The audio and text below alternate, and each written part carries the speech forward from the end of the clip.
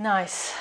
Now, what I'd like to talk about today is really doing a bit of an overview of what we've done at this retreat and really looking at the traps and pitfalls that get in the way of us walking the talk of everything that we've learned in this retreat and really applying it, because some of you are already forgetting.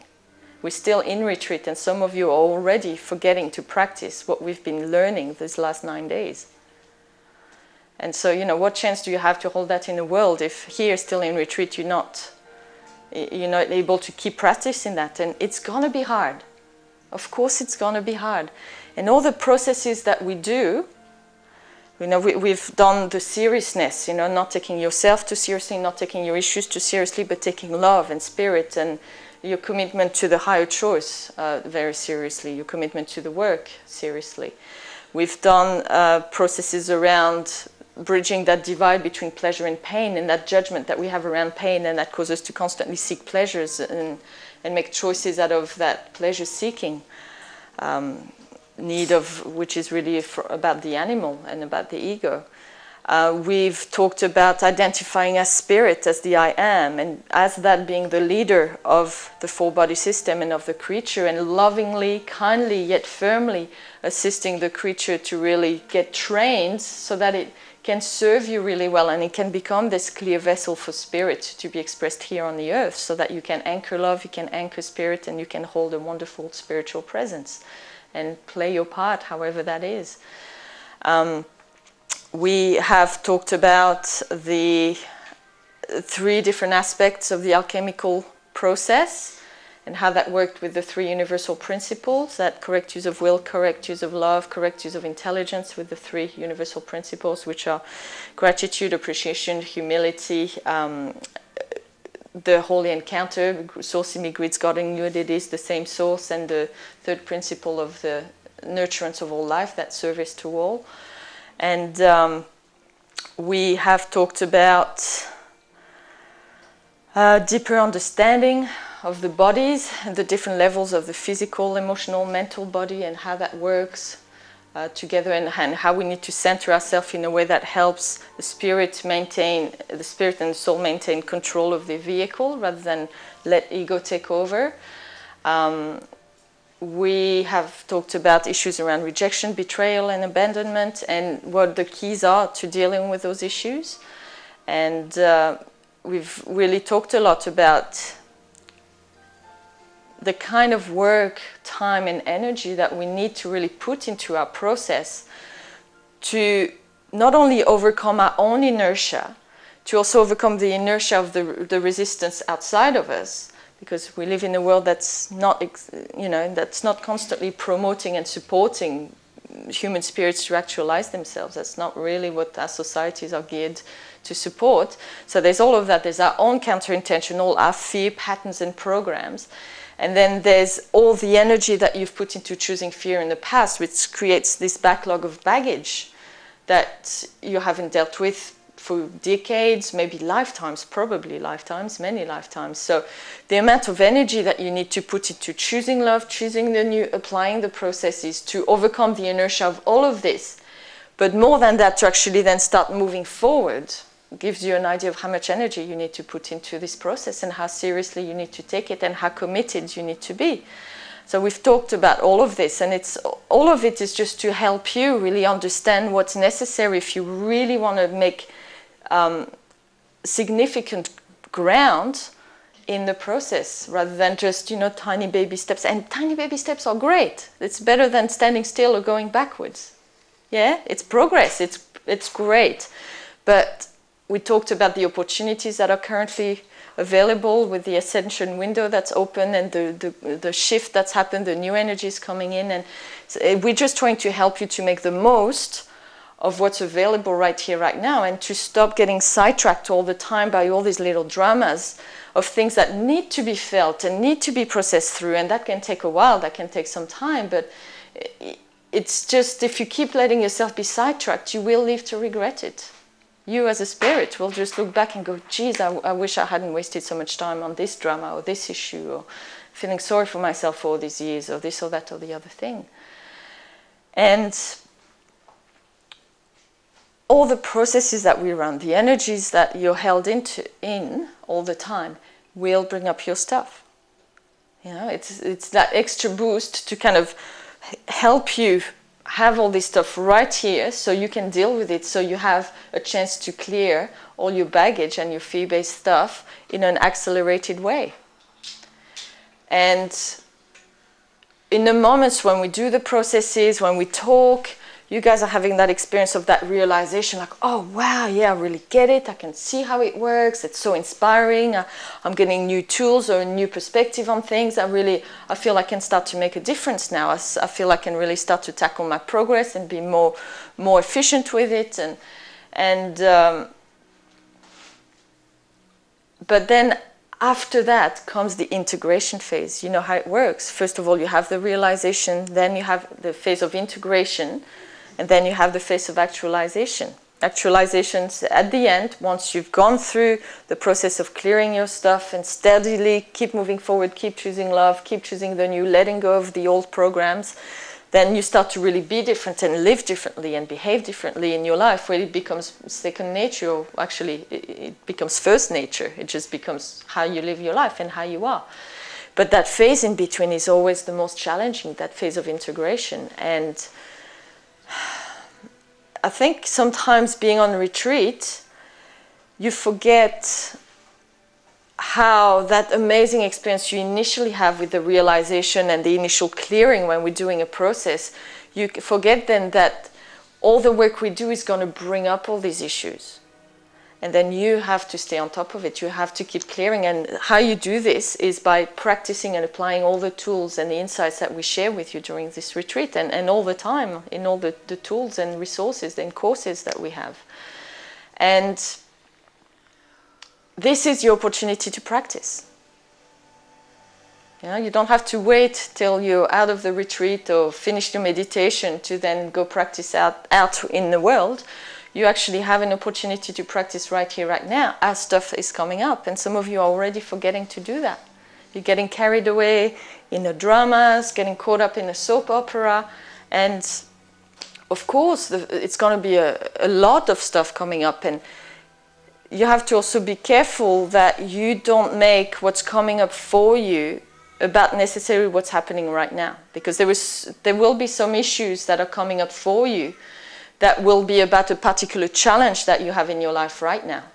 But it's like that string of pearl, you know, when you start to tap into grief, then you start to tap into that grief pool where it's all the grief for many, many sad experiences of loss that you've had for a long time. And it tends to be like that for a lot of different issues, including rejection and betrayal and abandonment and the you know, self-judgment and self-loathing and all sorts of issues that we carry.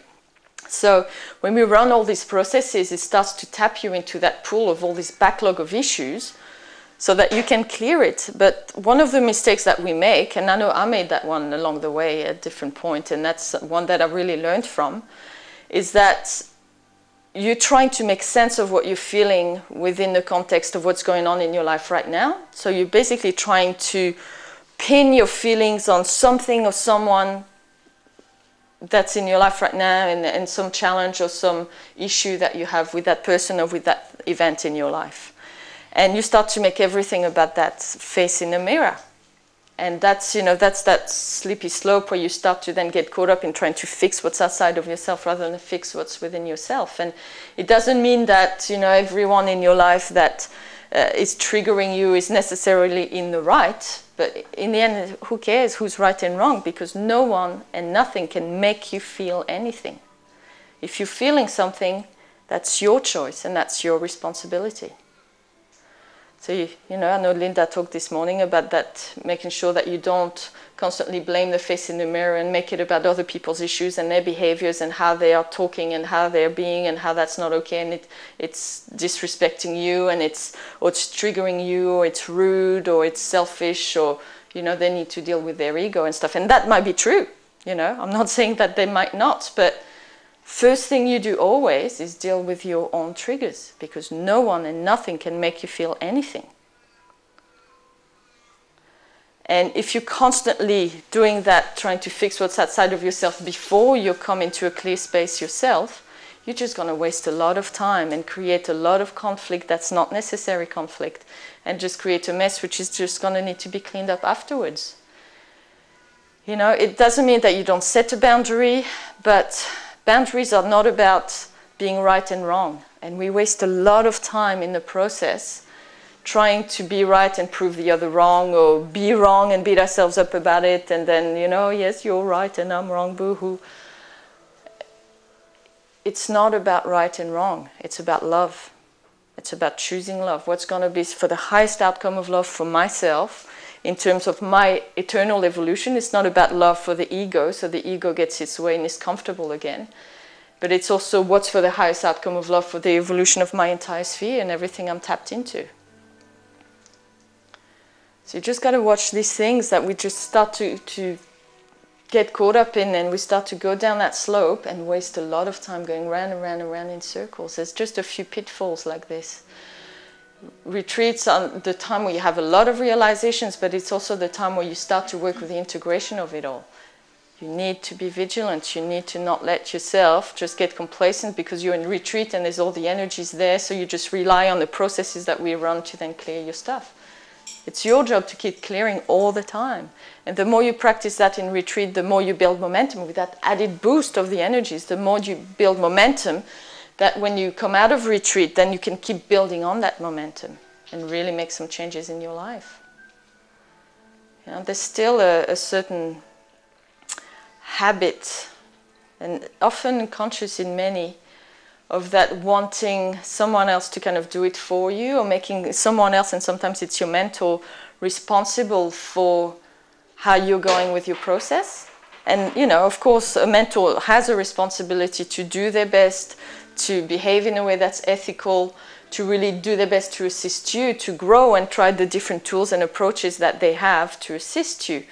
But ultimately, you're the only one who can really make this happen. No one can do it for you. No one can take you by the hand and walk through the door with you. You have to do it yourself. And there's certain experiences that you need to go through yourself, that even though there might be people around you that love you and support you and keep reminding you about love, no one can completely understand what you're going through. No one can completely get exactly 100% how your experience is, because they're not you. Everyone has their own unique slant on life and reality and truth, and no one can 100% get how it is for you. But that's not something you cling to then go into separation, go, oh, no one understands me, so what am I doing here? It's just realizing that no one can do it for you. You have to walk through the door yourself, by yourself. This is not the saviorship model, this is the source sovereign model. And you know, signs that you are not keeping up or you are not applying the tools, they're all the signs of egos that you know. And we talked about that heaviness, when you start to feel really heavy and your vibration starts to drop. You know, if you're somewhat aware and you're actually applying the tools around self-monitoring and review and so on, and you really take time to do your clearing and meditate every day, you're going to notice, like, oh, geez, I feel sluggish, I feel a bit blah today, or like, oh, God, I feel so heavy.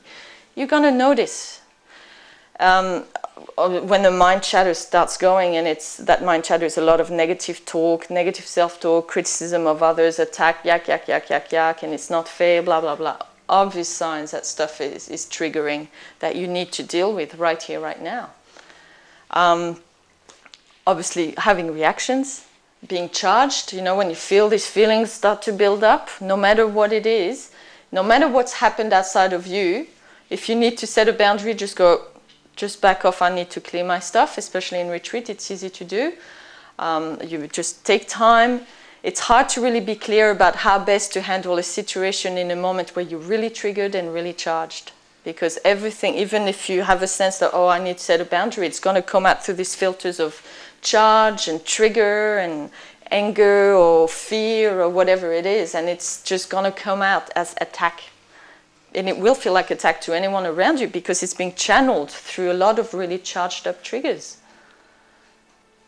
So the first thing you do is either be able to shelve that and come from that really clear, calm space and handle the situation in the moment. And that's one of the things that we train ourselves to do, especially people who want to mentor.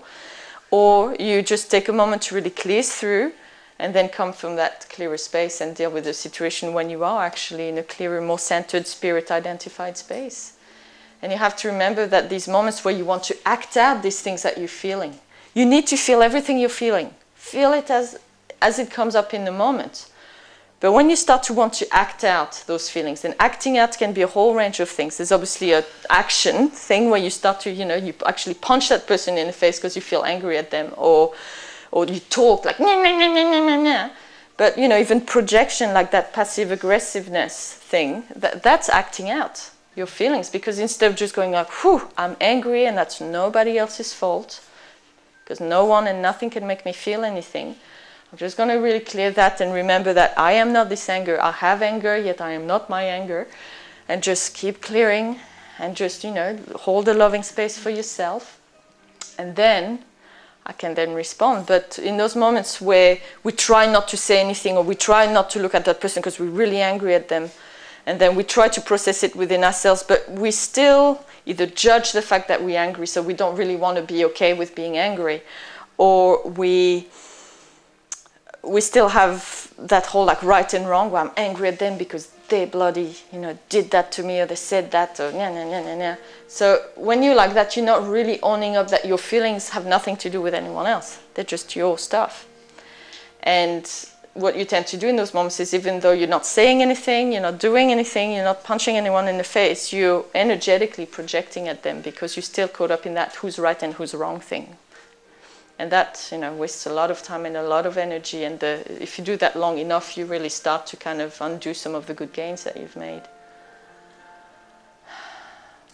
In the end, remember, it's not about proving anything to anyone. It's not about being right or being wrong or getting revenge or anything. It's just about, how can I take this opportunity of this doorway open at this moment and grow as much as possible and evolve and become as much of a shining light as I can.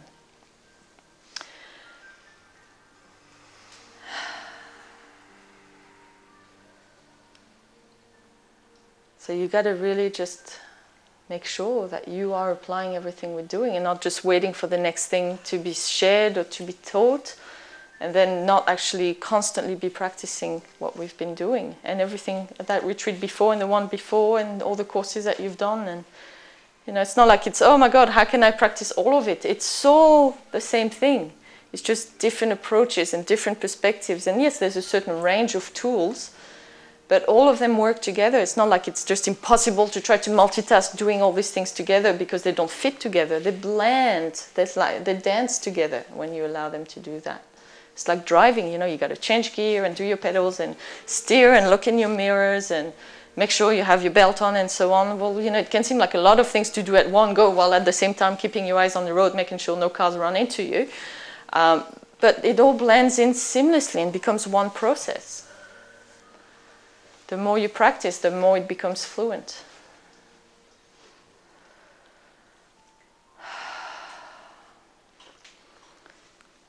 So, when a lot of issues come up, trying to not make sense of it and pin it on the story that goes with it is a really good trick, because let's say, and that's an experience I had actually in my process in the past, where I had actually cleared some issues from this life. A lot of issues were cleared. There was just, the charge had been dissipated. I'd been working hard on that and it was gone. And then stuff started coming up around the same thing that was actually about past life stuff. But in that moment, I tried to make sense of what I was feeling within the scope of this life. And I was like, oh, I have these feelings about this thing that happened when I was a kid, or when I was 15, or when, blah, blah, blah. But it actually wasn't, even though it was similar feelings, it was that string of pearls thing. And what I did, instead of really just deal with the feelings as they come up in the moment without trying to make sense of what it was about or who did what that made me feel like that, all I did by trying to make it about the story in this life was re-energize all the stuff that I had cleared from this life. So not only I wasn't clearing the stuff from this other life, but I was actually re-energizing what I'd already cleared from this life.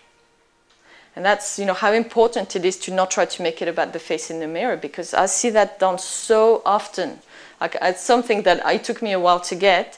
And then I see people here in the group, and not just here in this room, but in the group generally, just doing that. And it's like, it's like trying to pin everything that you're feeling on that one person or that one event or that one experience, that one challenge that you're having. But that one challenge is the way that the universe uses your life, your current life, to bring up all the stuff that you need to clear and all that baggage and that backlog of stuff. So you can't make it about the face in the mirror, because some of it will be about that and a whole bunch of it will be about other things in other times that happened. So bring it back to yourself. It's not about anyone or anything else. It's just about you clearing your way to mastery.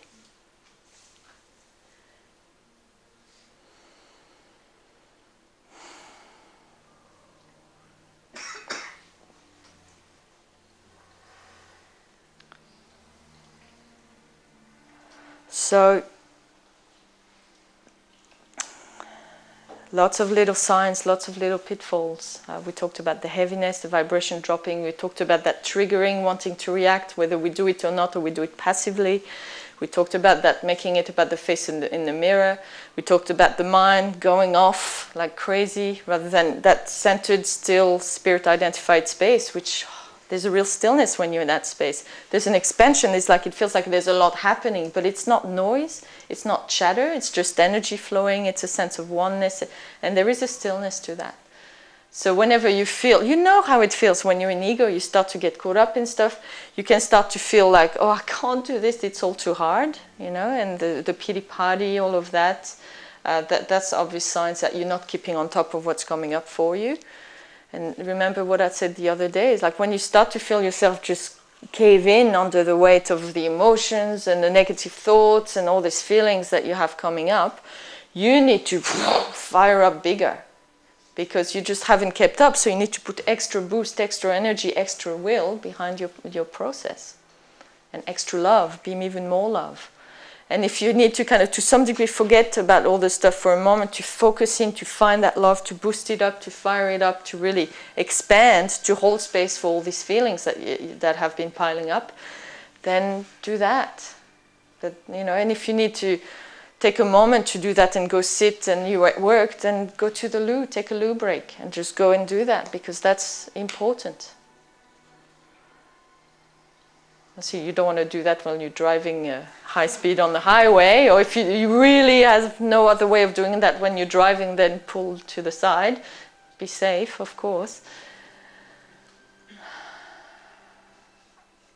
You can deal with anything that's presented to you, but you have to always bring it back to yourself, and you have to just step up to the plate and meet whatever is coming up for you with this I can attitude, and I will turn this into love and use this to grow and become more amazing.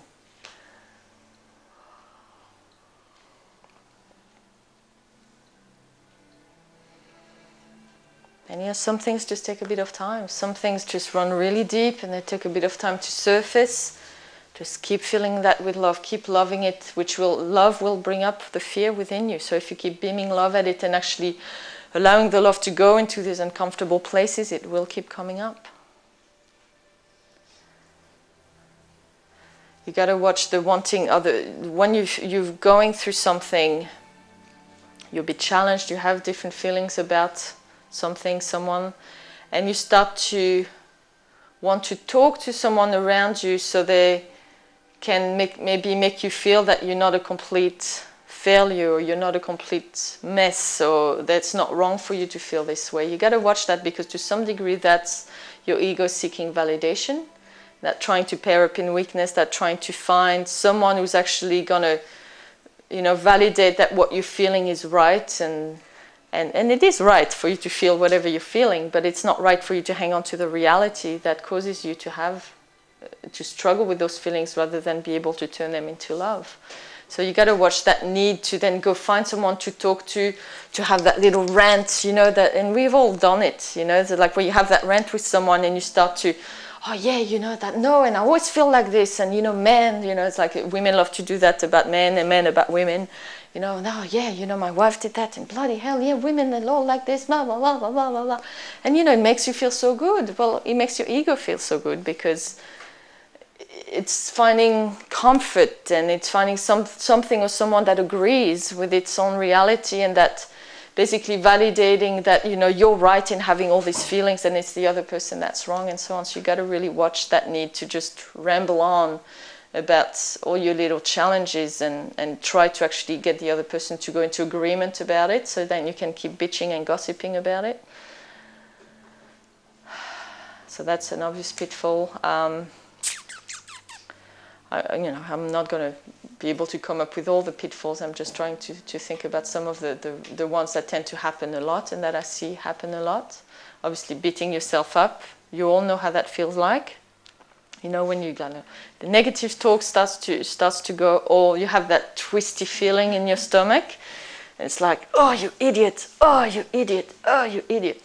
When you do that with your energy, or you just like make yourself shrink, it's like, oh, you did it again, so you never speak up again. You said a stupid thing again, you'll never speak up again, or you did something stupid again, well, never have a go at anything again. Or, you know, that's the kind of vows that we make to ourselves when we're beating ourselves up, when we really judge a mistake that we make. And like I said before, you will make mistakes as part of the process. It's part of the process. That negative learning experience is just part of how things work on this planet. And as you grow, you hopefully have learned so much wisdom and so many ways to do better that you'll make less mistakes. But you know, it's bound to happen that you're going to make mistakes. But when you judge that so hard, you start to beat yourself up. And that's where you start to make vows to yourself that, you know, if you've done it enough times that you've said something really stupid in a public forum, let's say, that got you into trouble or caused harm or whatever, then you start to go, but that's it, I hate myself so much for making this mistake, I'm gonna, never will I speak again in a public forum. It's that easy, and that can last for lifetimes, where you find yourself in a public forum just like unable to talk because you just have that thing within you that locks up, and that's all about your own judgment of when you did in the past, and you judge yourself so hard because it went wrong or you said something silly or whatever, and you just, that's it, you lock that up for yourself. Or, you know, if you get rejected enough times or abandoned enough time in a relationship, that's it. I will never trust another man again, or I will never allow myself to love like this again. Or, and then you make this vow and you lock yourself up with that.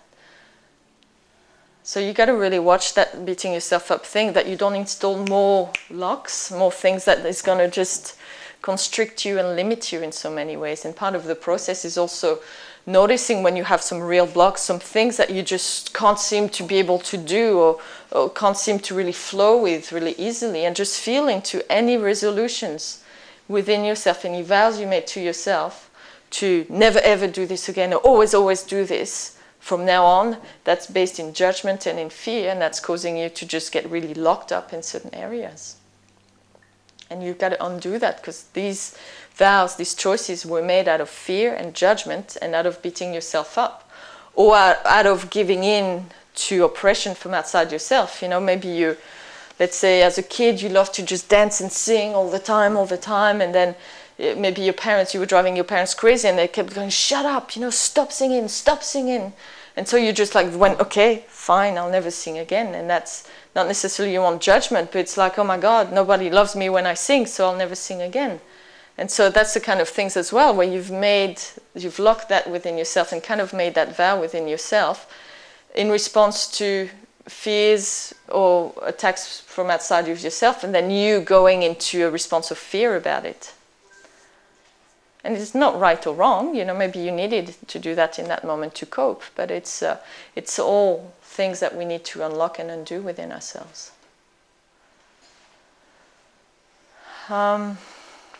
What else?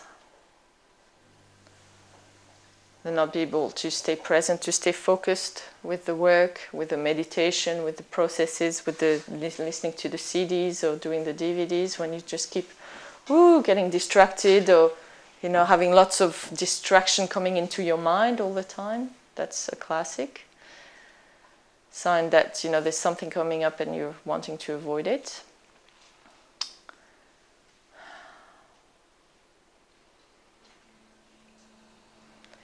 that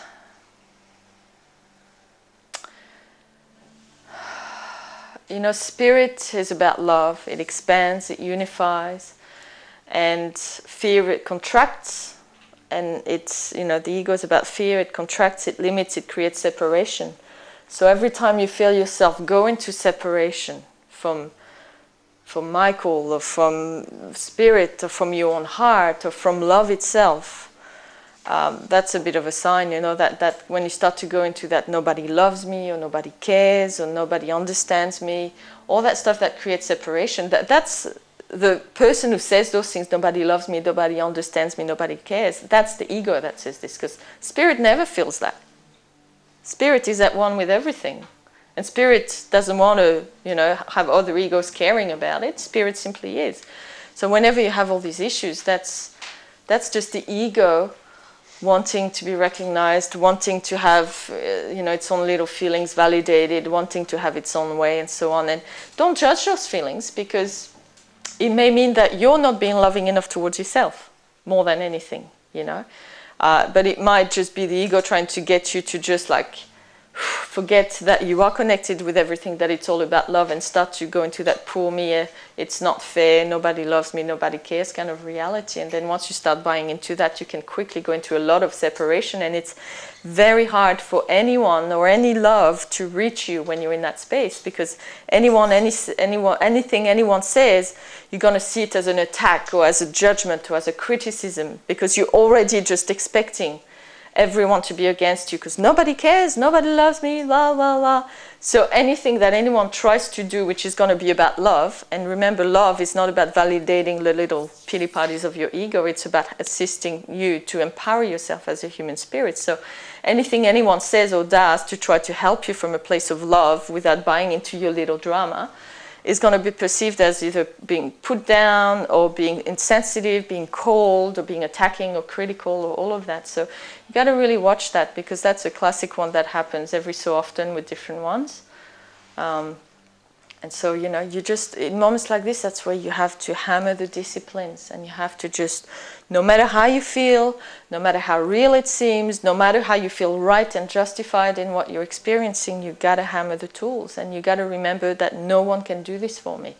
Everyone, when you're part of a group like this, and with the structure that we have, people will be there loving you. The love will always be there, but you're not receiving it. And you actually, when you're in so much in your ego, it doesn't feel like love, because it's actually challenging you to let go of that egoic reaction and that egoic reality. So this is the hardest spot to get students to come back from, when they really started to shrink into that space. They put that shell around them, love isn't coming in. Anything you try to do or say for them, they're going to feel like it's a criticism, and it's, it's really takes quite a bit of skill to try to get someone to come out of that shell and start to realize that they're just identifying with their ego, and they're just forgetting, going unconscious.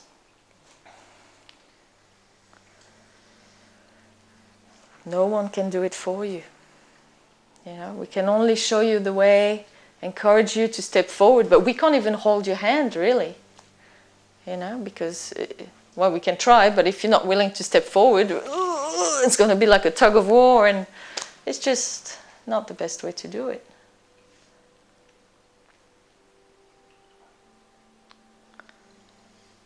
It's all in your hands.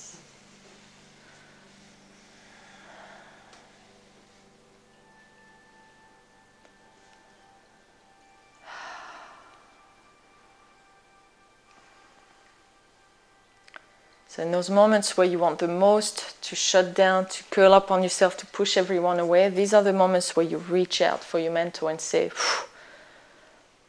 I'm not waving, I'm drowning. Please help, because I'm feeling like I want to push everyone away, and I'm unlovable, and no one cares, and or that I fail, or I'm never going to get this, or it's too hard, or whatever. And you use the tools to try to sort out yourself before you kind of get anyone to try to save you, and we can't save you anyway. But these moments when you feel like you want to not talk to your mentor, these are the times where you have to. Just send an email, send a text, see if you can have a chat if it's really bad, but we're here, we're always here. It's not about, you know, emailing or calling every time you've got a little boo-boo coming up, of course, but it's like when you really like, oh my God, I'm really trying hard and I still can feel myself going into that shell. Before I forget that you love me, please help.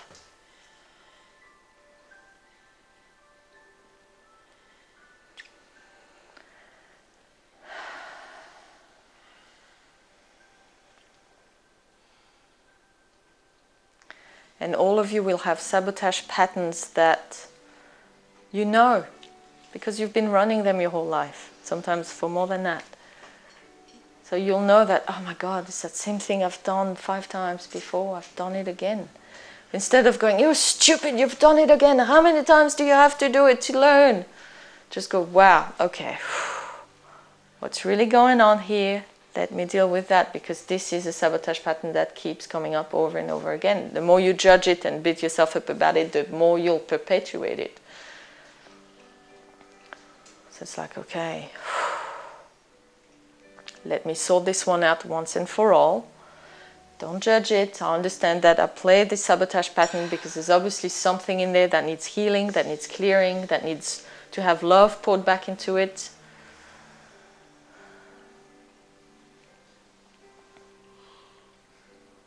And you all know several of your sabotage patterns, and I'm sure you'll discover more as you go along.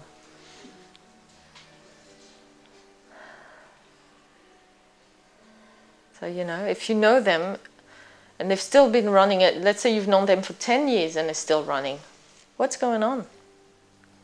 And it's one thing to kind of, oh wow, I can really see that sabotage pattern, and then you work on it, and sometimes it can take a little while to really sort it out, because certain sabotage patterns tie into a lot of issues and a lot of feelings, and so it's not necessarily instant, although some sabotage patterns you can, you know, once you really tackle it and go into the feeling of what it's really all about, you can clear it quite quickly, but some take a little while. But 10 years, there's obviously something that you're not facing or not dealing with, or you're just not actually really working with your sabotage pattern, and if so, then why? You know, maybe you're telling yourself that you are, but you're not actually really going into what's the difference.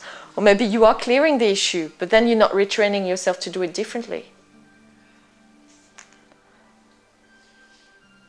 Because that's the afterwards of the process. You run a process, you re-choose, you harmonize, you start to really you know, feel the difference in how you are being and how you are expressing and behaving as part of this new choice. But that's when you need to keep integrating, keep training yourself to keep making that new choice and do it in a new way, and keep letting go of the urges and the habits of the old.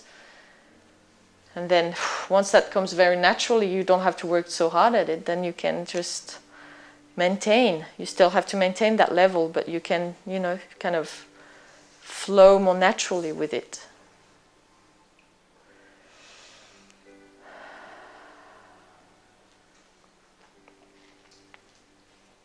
And everyone in this room, myself included, you know, we all have something that for some reason we keep hitting our heads against, and it just keeps happening, and we're just not sorting it out. So it's like that whole thing that Einstein says, you know, insanity is doing the same thing over and over again and expecting different results. Obviously, the way we've been tackling this issue, either we haven't done it properly, we haven't properly run the whole scope of the process from the realization to the final actualization, including retraining ourselves to do it differently, or we're not approaching it in the right way, or we're still judging it, or we're still attached to it, and it still provides fulfillment for an egoic need within us, or we're not really going into what the issue is really about. It's like, oh, because it doesn't feel so good.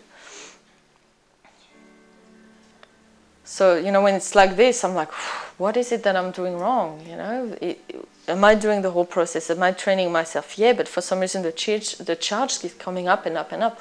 Well, obviously there's something I haven't cleared, so I'll go that and clear that, and maybe I'll go deeper, or maybe I'll try a different approach, or maybe I'll realize that I was trying to define the issue within a certain context, trying to make sense of it rather than just letting the feeling be what it was.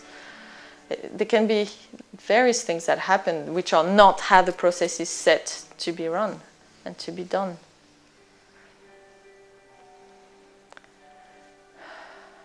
And there are certain things We have a whole backlog of issues, let's say rejection issues, for instance, that we talked about the other day, you know. Maybe you've experienced that a lot for thousands of years, so it's going to take a while to work through all of that. It might take years and years to work through all of that. But within that, you're still making some progress. You're feeling that when you do have reactions around your rejection issues, it's not as strong, and you're able to really kind of contain it much more and process it within yourself rather than start to externalize it.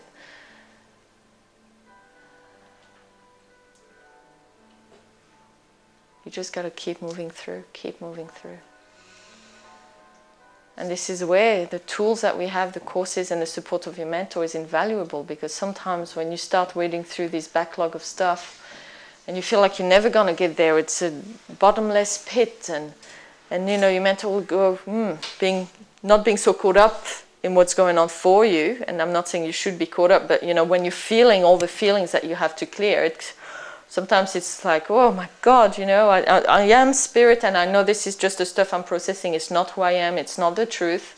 But I'm having trouble knowing which way is up or down a little bit. And your mentor will then be able to give you a reflection of like, yeah, you are going a bit in circle with it. You're getting caught up in the self-pity or the judgment or whatever. Or they'll go, well, you know, there's a lot going on, but you seem to be making progress, and that's okay. And if you're not, how can we rectify?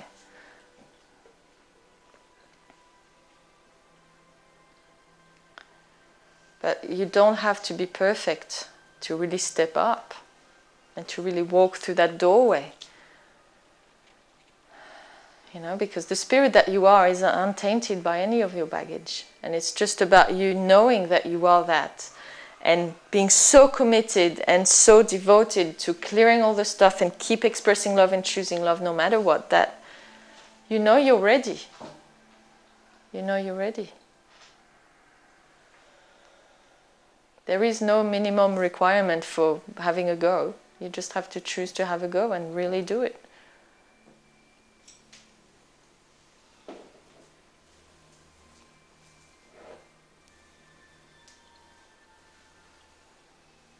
And sometimes we keep ourselves small and go, oh, I can't do this yet because I'm not ready, and let the universe decide what you're ready for. If there is something open for you, there's an opportunity available, there's an invitation, there's a door open, means you're ready. And so, you know, you have to, I don't know what we're scared of sometimes when we don't do that. Are we scared of we're going to fail? Are we scared of we're going to succeed and what that's going to mean in terms of having to step up or taking responsibility for different things? And, you know, anything that disagree with that will just be ego. Or sometimes it's just that fear of the unknown. I don't know what's going to be on the other side. Well, I'm pretty sure it's going to be probably a lot more love than staying here.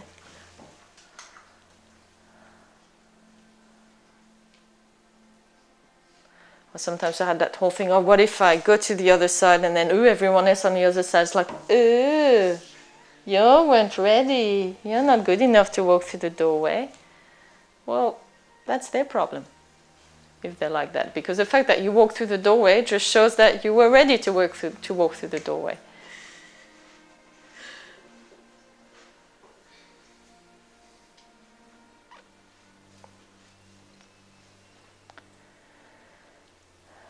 Just do it. And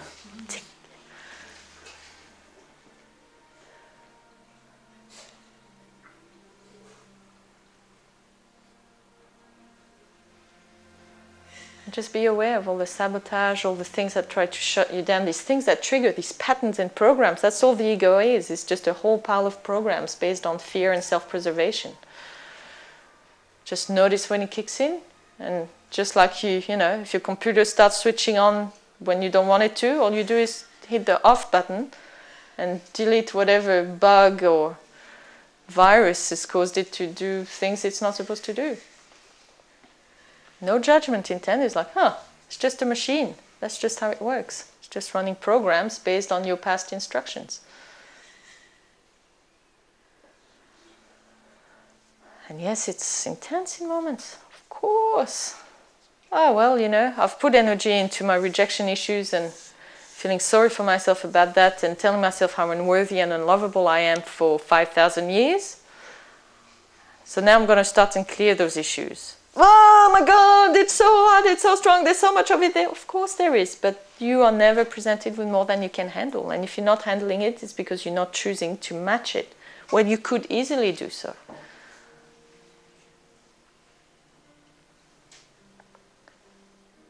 Each step that you take is one step closer to being in love, to being in mastery, to having cleared those rejection issues or whatever other issues you have.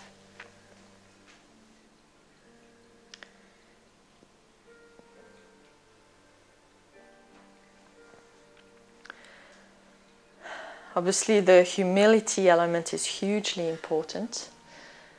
Humility being that correct sense of proportion, a sense of appreciation for the journey that you have traveled so far.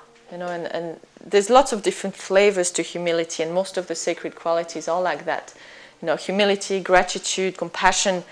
There's a certain range where you can recognize, oh yeah, this feels like humility, but within that there can be different flavors. You know, humility can feel a bit more like that flavor of acceptance and appreciation, or it can be more that flavor of wonder and gratitude, and you know, there's all different flavors. The same with compassion. You know, compassion can be a bit softer in moments where you still have that clarity of understanding things, why things are the way they are, and being able to transcend judgment, because you can really see the outplay of cause and consequences. But sometimes compassion is that more softer, accepting kind of energy, but sometimes compassion can be really strong in that more first ray, like revealing where the judgment is and revealing the truth of why things are the way they are. So be a bit more starker, you know. But it's still compassion. It still feels like compassion, but some of it's a bit stronger, a bit softer. It's just different flavors. And the same with humility. And it's so important to maintain humility as much as possible through the process. And I talked a couple of days ago about the various stages that we go through when we grow through various stages of human development, and we go through these phases of self-empowerment, self-development, self-actualization, expansion of consciousness, and then that loving the self yet being selfless, and achieving that true humility within the scope of this particular stage of development that we're embracing.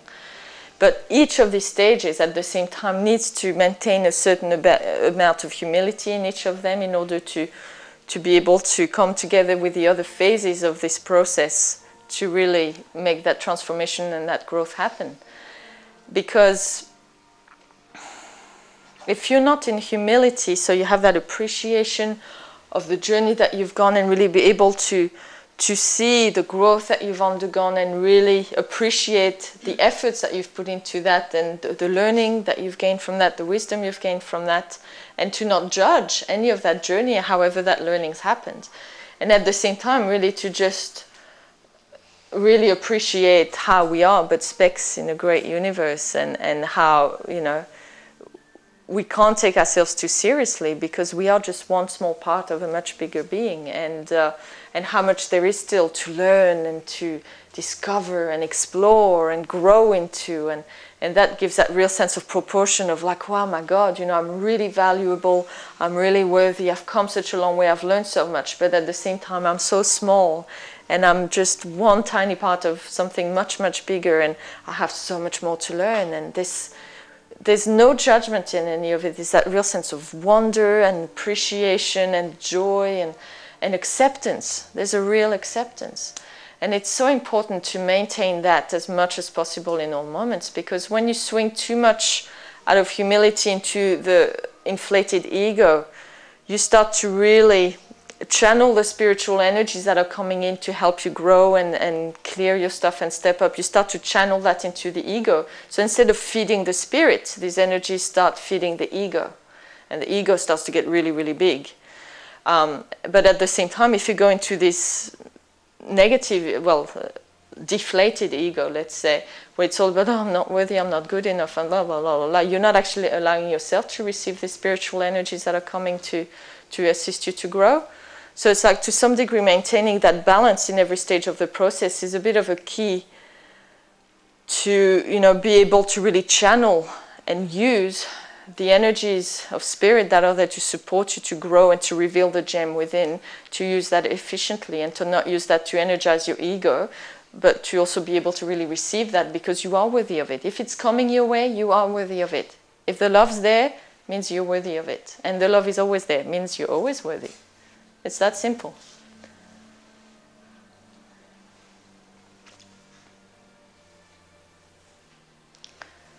So lots of little things to be aware of, lots of signs, of pitfalls to watch out for, and just a lot of fine balances to maintain. But like I said before, it all is just one process. It's all just one path, and it all works very well together. Every aspect of the process feeds the other aspects of the process, and they dance together. So really, that's really what I wanted to address today, to give you a bit of a sense of how we can really put into practice everything that we're learning, and how easily we can drop the ball, and what we really have to watch out for, so we can catch ourselves and rectify that and keep practicing the new, and not go on another tangent or circuitous journey where we just waste a lot of time and energy.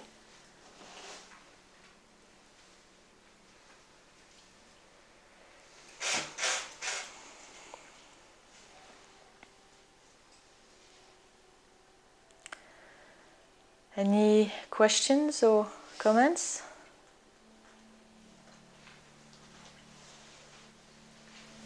So somewhere I've had some challenges is discerning the difference between, you know, when you have like a step up and you feel activations in your energy, or you have an experiential and you feel it, and then once you get used to it, you don't notice it anymore. The difference between that and going unconscious and not dropping the ball, sometimes it can be this fine lines between knowing the difference between, oh, I've just integrated that, to just letting it slip. Yeah, yeah.